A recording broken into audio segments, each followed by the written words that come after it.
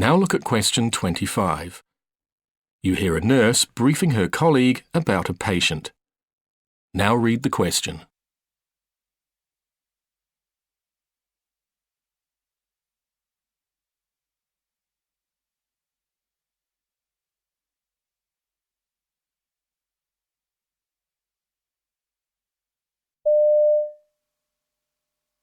Mrs. Green was admitted last night for pneumonia. She came in yesterday with a cough, fever, dizziness and chest discomfort.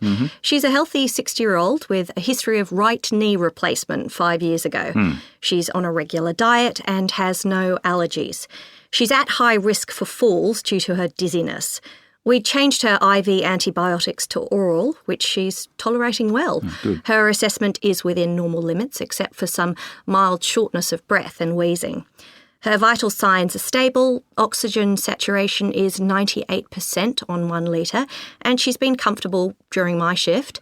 Around 5:30, I gave her 2 paracetamol for minor pain, with good results.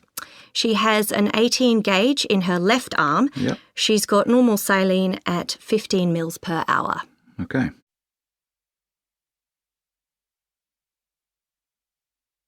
Question 26. You hear the manager of a care home for the elderly talking to the nursing staff. Now read the question.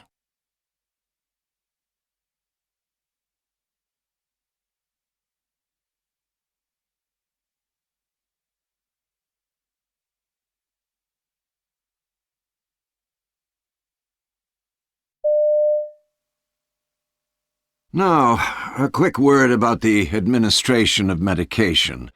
It's great to see how carefully you're all following the new guidelines, and thanks to this, error rates, which were always below average anyhow here, have dropped by 40%. The surveys we've done also throw up some interesting findings, like mistakes being more common in the morning than afternoons or evenings. We're not sure why, but there's a clear pattern. Also, we know that being disturbed for any reason while working out and preparing doses is a common reason for mistakes. So please, try and avoid distracting your colleagues while they're doing this. Finally, we must be on the lookout for drug interactions, side effects, and patient sensitivities. Fortunately, we haven't had too many problems of this nature, but the care needs of the vast majority of our residents are often quite complex.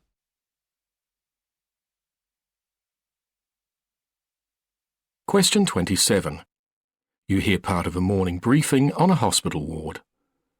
Now read the question.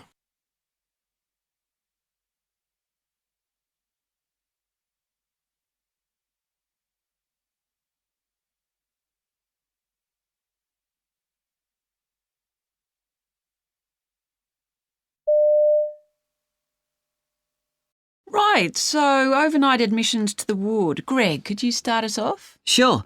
We have Sue Deans in bed 5. She's a 54-year-old female who was brought into the emergency department by police overnight. She has a history of poorly controlled paranoid schizophrenia. She presents with chronic persecutory and paranoid delusions and also significant thought disorder.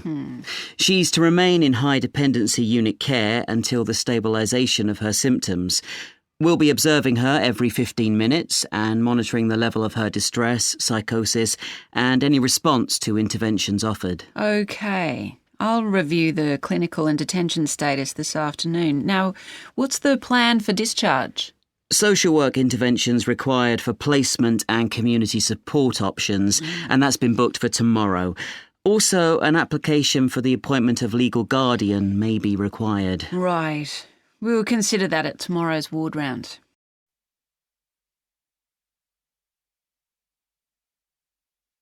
Question 28.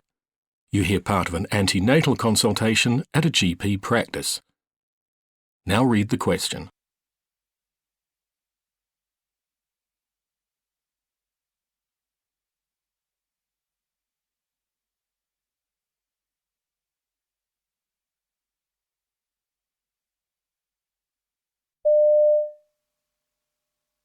Mrs. Summer, how can I help today? Well, I just wanted to check something. Okay. So you're having a home birth? Yeah, though everyone's on at me about going into hospital. I had my last child there, but I'm determined to be at home this time, to feel more relaxed as well as safe. But I wondered about an at-home epidural if I wanted it.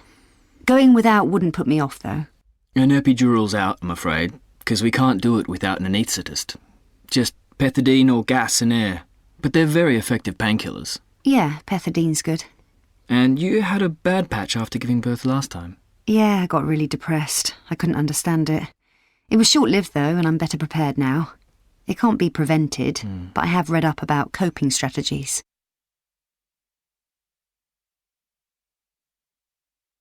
Question 29.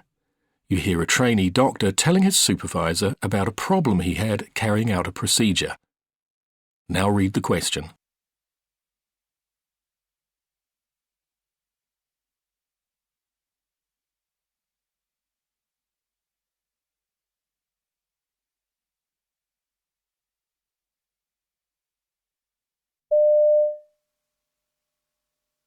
So how's today gone, Harry?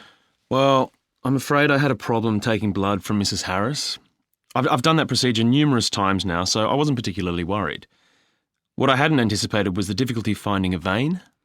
I suspect her illness means she'll have had a number of cannulas inserted over the weeks she's been here, and that's led to collapsed veins.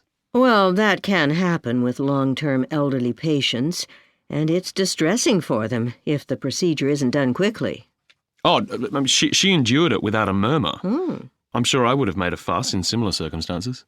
Well, I'll supervise you the next time you do it.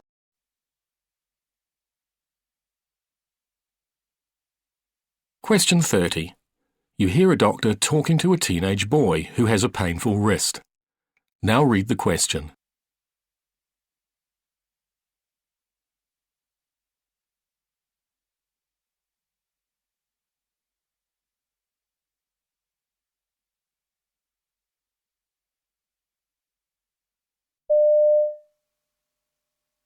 Now then, I understand you fell off your skateboard some days ago and injured your wrist. Is that right? Yes, I slipped and put my hand out to save myself. My mum says I've sprained it. You've certainly got some swelling and bruising there. But I don't think your mum's right in this case. Does your wrist hurt? It aches, but the pain's worse when I try to grip something. Right. Well, I suspect you've broken what's called your scaphoid bone. It's a classic injury resulting from what you describe. I can't feel any other fractures. But you'll need an X-ray to see where the two ends of the bone are. If they're not meeting up properly, you'll need an operation to sort that out. But let's see the results first. OK.